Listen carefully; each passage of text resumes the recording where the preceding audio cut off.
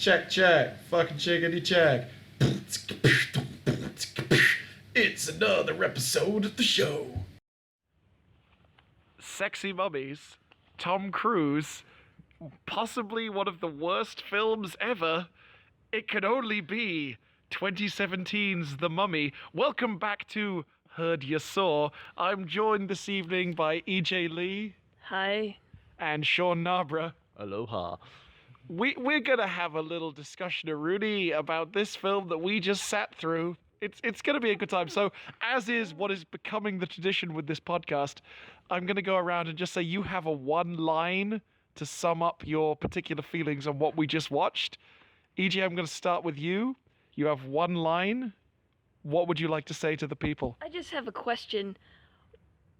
What coked up dickheads greenlit this and said, Tom Cruise will helm this? Is that the question? I have so many questions. Okay, but that's the lead one. All right, Sean, your one line hot take. It's just like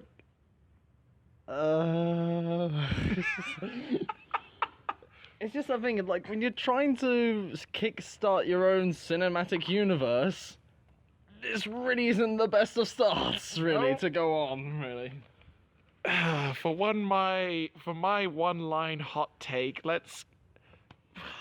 there were many things that I thought during this film, including why do we do this to ourselves? That was a question that came to my mind. But my biggest thought was, wow, Tom Cruise may be the most unlikable lead male character as Nick Morton. Nick frickin' Morton. Ruins two people. Oh, ruined us. It's terrible. You and Morton. Oh, yeah. I wish Sergeant Morton was here. Oh, yeah. Can we all say, Morton Wright, we miss you. It's sad you're sick today and you cannot be with us today. Thoughts for Morton? Well, he's now Sergeant. So Sergeant, he's been promoted. promoted. So, okay, how do we begin unpacking what we just saw? Who would like to take a stab at recounting the plot? This is normally my job. EJ, you want to do the plot? I've seen many a bad film in my other podcast, and oh boy, this was truly terrible. Okay, let's try to understand the plot. Okay, Nick Morton somehow is in the army. Played by Tom Cruise. Played by Tom Cruise. His friend, Jake Johnson, in real life. He's called Vale? Vale? He doesn't have a first name. Unless that's his first name, in which case, Godspeed. Vale. This guy, they are in the army, but somehow break rank and go treasure hunting in Iraq. Oh, wait. They go treasure hunting in Iraq. I'll just say, for the viewer playing along, you've already missed the actual opening of the film, where Russell Crowe finds a tomb under London, and then goes into a protracted flashback sequence where he explains the plot of the fucking Mummy. Yep.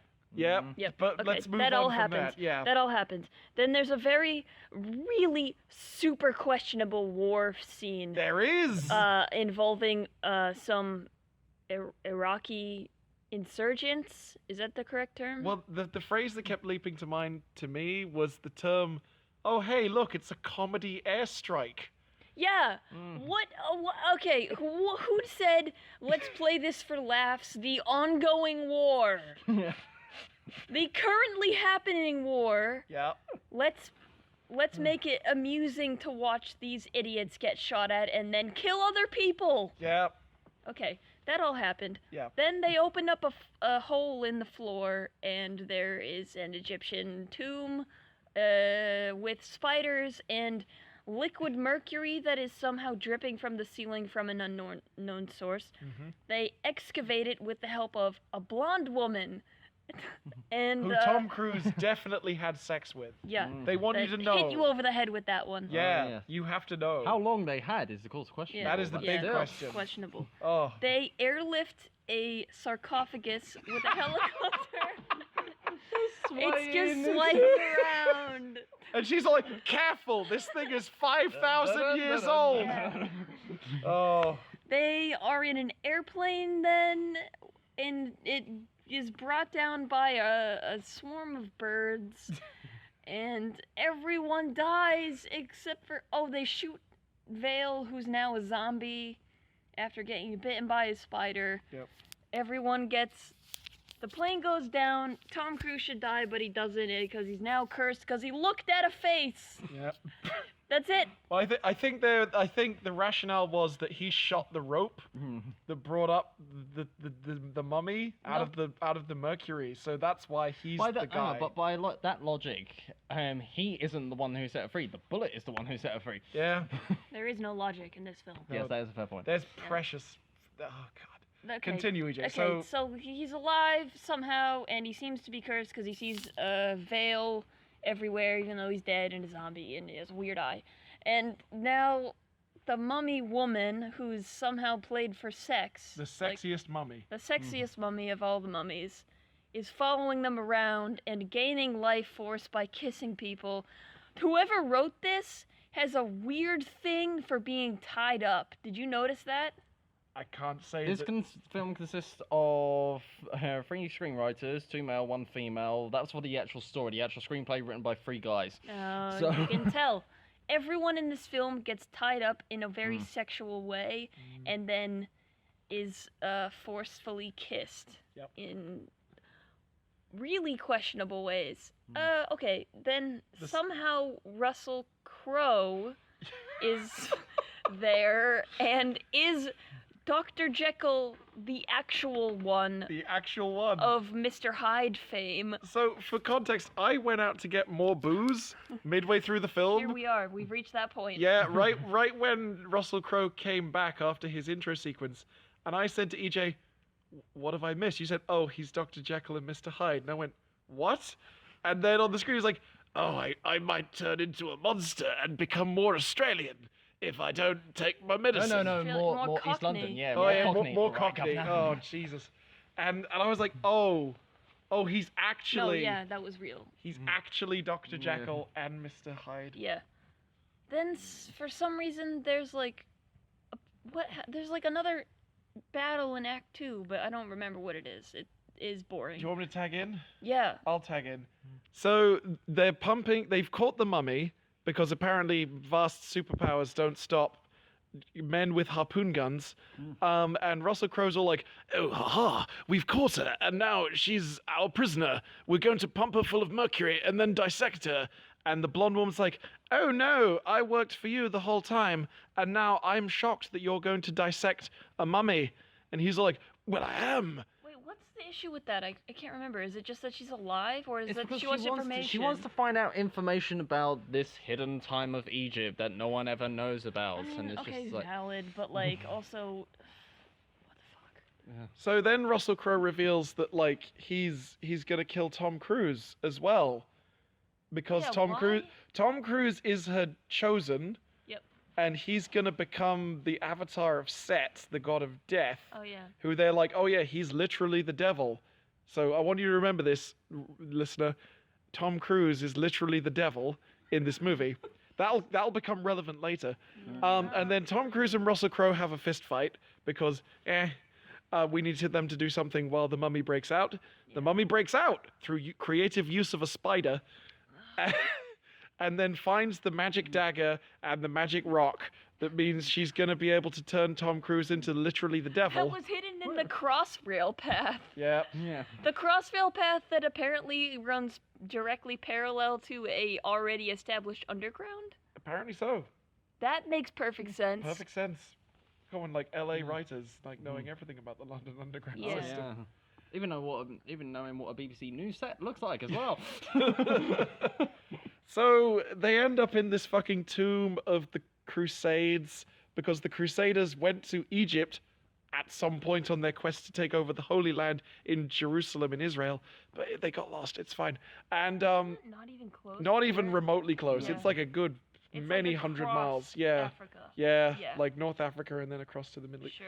Anyway, so she's all like, I've killed the blonde lady. Now you better become the devil. And he's like, okay, I'm going to smash this rock that makes me the devil. And she's like, no, don't do that, you'll be the devil. And he's like, okay, I'll become the devil, and stabs himself. He literally becomes the devil, for some reason remembers that, like, oh yeah, I wanted to save this white lady. And No, he's like, oh yeah, I want to save this white lady so I can prove to her that I'm good at sex. There was no emotional attachment there. No. Zero. Less- He was just pissed that she told everyone that he lasted 15 seconds. That's entirely accurate. So he becomes the devil, he kills the mummy by mouth kissing her and taking away her life force. Which was really gross because it was just done in a way that he was like forcing himself on her, Yep. and it was just filmed it was gross. It was yeah. And so he's the devil, and he's all like, white lady, come back to life. And she's like, Nick, I've come back to life, and the only word I can say is your name. Nick! Yeah, and then he Seems hides to in be a all she corner. says throughout most of the film. Oh, It's just yeah. And so he hides in a corner in the shadows, as you say, because he's too dangerous. So he then goes to the desert and brings the guy, Vale, Yeah, back to life, and they ride off on horses into some sand. into the sand. And Russell Crowe says, only a monster can fight a monster. And that's the end of the movie. So, that is the plot. I wonder if there's a sequel planned. Oh, I wonder too. Well, I feel like, where do you go from Tom Cruise is literally the devil? Now he's something trying to cause- break his curse, they said. But he's literally the devil. He's meant to be like an evil god man. So now what they've done is they've set up like a superhero-esque situation for Tom Cruise because he has super strength somehow, brings people back from the dead, by yelling and at them. can speak Egyptian and ancient Egyptian, and now is scouring the earth in search of a cure for his curse. And so it will be an Indiana Jones meets a superhero in the next film With more Tom Cruise. with more Tom Cruise and more Russell Crowe somehow. So, all right, let's get into the review section of this podcast. EJ, It's clear. what was your feeling about this film? I have seen a lot of bad films. You've seen a lot of bad films. You've witnessed us seeing some of these films. Enigma of the Stigma cannot be undersold as possibly the worst film.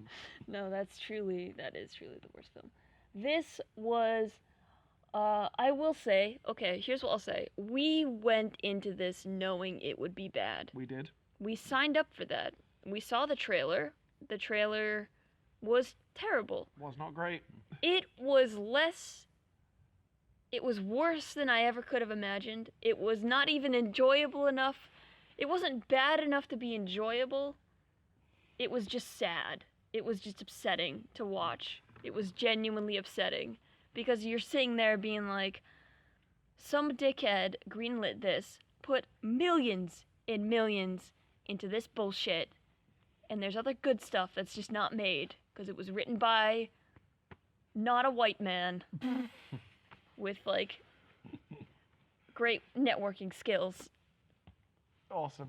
Sean, your review of this film? For me, look, there's so much wrong with this story, dialogue, just action pieces. Just not very good action pieces. Directing as The well. just editing was bizarre. The directing very, and very everything was bizarre, bizarre. Yeah, I love the whole idea of who should we have to kickstart our cinematic universe? I know, one of the guys who wrote the Star Trek films. Yes, that moron. But for me, it's like one of the biggest problems is just how cliched every single character is. Because you've got Tom Cruise, aka white action male hero. You've got Jake Johnson, aka Sergeant Comet Relief. Yep. Annabelle Wallace, I think her name is, aka Doctor Information. Yeah. But also sexy Spot on. information. Yes. Yeah. Sophia Boutella, aka Princess Sexy Mummy. Oh. You got Russell Crowe, aka the Nick Fury of this universe. We have unnamed black man in charge of an army. No, that is situation. token black guy who dies at the beginning of every film. Yes. Played by Yeah. Courtney B. Vance as well. Yeah. It's just It's You know, shocking. you know, I'll say it's actually been a long time since I've seen a horror movie literally kill the black man in the first act quite Yeah. so 'Cause this is aggressively. the thing, this is That's still true. technically classed as a horror film, you Oh. know, but at any No. point did I find this film scary or get, like, shocked or spooked or anything like that? I'm still wondering whether this film should have been a 15 or not. No, it You was- know? You do no. kind of almost Is it see s- the mummy's boob at one point, You see a bit of side boob, that's about it. but like the Really? children. Let somebody think of the children! The Hunger Uh, Games was a 12A. Yeah. Yeah, and that We was had people bringing in 3-year-olds to that. Yeah. That was worse than this. Yeah. It's just, like, yeah. Can I push you for a climactic statement, Sean, of your feelings? It's a mess. It's just like like I said, for us trying to start a cinematic universe when you're supposed to bring in like Bride of Frankenstein and the Invisible Man, who will be played by Johnny Depp. Oh God. No! Yes! We are not watching that. Oh, we might have to. Oh, That's the God. flavor of this podcast now. But That's I don't think that's so out until like upsetting. 2020. That Like the may- next film's. I hope we're all dead then. That's the thing. The next film's supposed to be, I think, Bride of Frankenstein, which Who's is that? like I think it's I will directed look by this up. Bill Condon. I think if I read correctly, who did Beauty and the Beast, this year's version. It's not a good And sign. still no word of who actually is Bride of Frankenstein. I think maybe Angelina Jolie. So Tom Cruise and Angelina Jolie are the beginning of the monster And then Avengers. you've Why also are got- they just you've- casting old white people from the era these films were originally made in? There's something you've got Johnny Depp, Invisible Man. You've Oh, got God. I think Javier Bardem as the Wolfman. I mean, he's a good actor. Yeah. Bride of Frankenstein's not till 2019. 2019. Oh, wow. Yeah. And Only Javier Bardem as Frankenstein's monster. Okay, sorry, Frankenstein's monster. So, So what's next in this?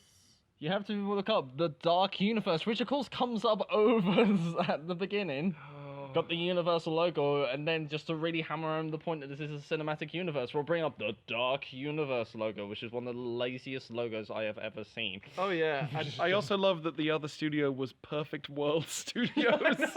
Like, oh dear. So for my I feel I don't need to elaborate on things that EJ and Sean have already said.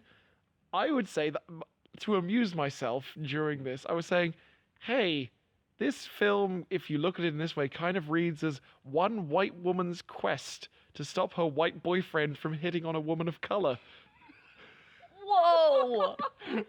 Would you say that that's accurate? That's not that far off. Yeah, it's really not that because far Tom off. Cruise is really into this woman of color, and his white girlfriend is like, "No, you're not allowed, Tom.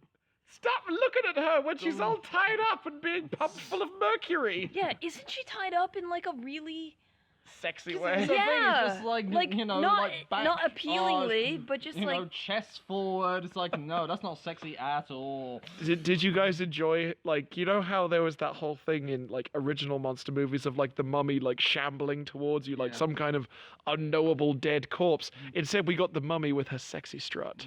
Did you guys enjoy the sexy strut? no, it was No. weird. I felt weird No? about it. No? I've never seen the original Mummy, and this is not making me want to watch it.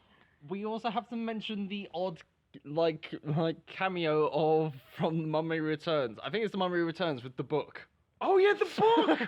The Out Book of of the nowhere! Dead! Yes, Out the of- Book of the Dead, thank So, you. for context, during the point where Tom Cruise is having a fist fight with Russell Crowe for no Yeah. reason, because other than he's Mr. Hyde, why not? We need to throw some Mr. Hyde into the film. We decided on this plot point. Now we're gonna have some payoff.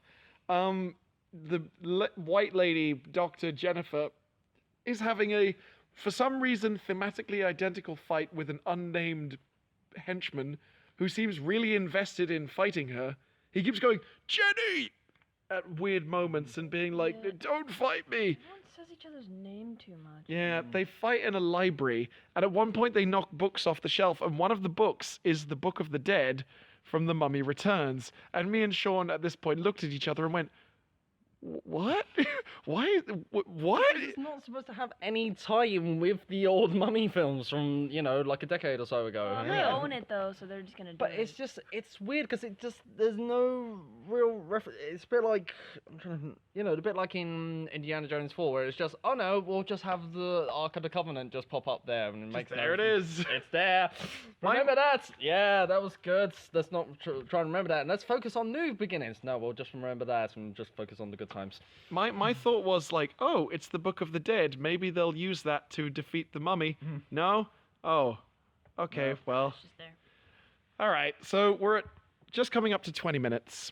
I think we can cut this podcast a little bit shorter than the previous one because we're only 3 and this movie has not a lot to say about. Because you don't want to animate anymore. I don't want to animate anymore. I'm going to have more time. At least I'm not going on holiday the next day. So, closing statements. I want you guys to dig deep and just think, if you had to say the final thought you have about this movie, what would it be? I'm going to start with Sean. What's your final closing thought? Why must you always start with me? It's just a mess of a film. Like, trying to start a cinematic universe off a film this bad, it just does not fill me with hope for anything going forward. It's like, whenever you got other cinematic universes, like, the Marvel ones, that started off well with Iron Man, well, I was going to also say about DC, but Man of Steel. Here's the question: is this film better or worse than Man of Steel? Oh my god, so much worse. Yeah. Man of So Steel at much least worse. has the Battle of Smallville, which is a great section in a terrible film. This just doesn't have anything redeemable for it. There is no good action piece. Like, my saving grace for this film, I knew it was going to be a bad film. My saving grace was Jake Johnson because I love Jake Johnson. It's just like he once retweeted an article of mine. I love him forever now. And I also feel like I'm going to turn into Nick Miller when I get older, but like, it's like such a small part, and like, I chuckled maybe a few times at some stuff, but There was that bit when he was in a ladies' bathroom and he's like, "Hey, Tom Cruise, you walked into the ladies' bathroom," and that's a moment of comedy. It's very funny. So nothing redeemable. No. Okay. Plain simple, no. EJ Lee, your closing statement on this atrocity of a film, apparently. I am regretting this endeavor. I'm wondering whether you think this is better or worse than Pirates. Because I didn't see a Pirates, and so I didn't understand what I was walking into today, and I regret it deeply. Okay. To answer your question, I would say, that was a longer pause than I intended. I would say that this film is not quite as bad Wow. as Pirates of the Caribbean 5, because while I love The Mummy 1 and I think The Mummy 2 is fine, The Mummy 3 is terrible. Like, unequivocally fucking terrible. Yeah. This movie was worse than The Mummy 3, so it was a downward trend. Yeah. Whereas, like, Pirates of the Caribbean, I like Pirates of the Caribbean 1, I love Pirates of the Caribbean 2, I think Pirates of the Caribbean 3 is the best movie. 4 was not good and 5 was worse, so it's kind of like a different shaped Yeah. arc of quality. So I felt more personally betrayed by Pirates of the Caribbean 5. Whereas this, I was just like, well, The Mummy has been getting shit for a while now, so this seems like the logical step. And I hate Tom Cruise, so Yeah, this was destined to fail. it kind of was. Here's my other question. Is Transformers 5 gonna be worse? I think the better... Are we really going to watch Transformers 5? I don't know if we need to put ourselves through that. That's There's a what lot of I'm- other things coming out. Here's the thing, when it comes to Transformers, I am not willing to give Michael Bay any more of my time, money, effort, energy, or just anything to Michael Bay. So I say we So- skip Michael Bay. Can we just watch Baby Driver? Yes, Oh, I want to watch that. That's actually yes, a good out film. in Yeah. 2 weeks. Okay, Let's so just watch our Baby final Driver. thought of The Mummy 2017 is we're not watching Transformers. Go watch Baby Driver. That's an ending point. Thank you very much, everyone. Good night.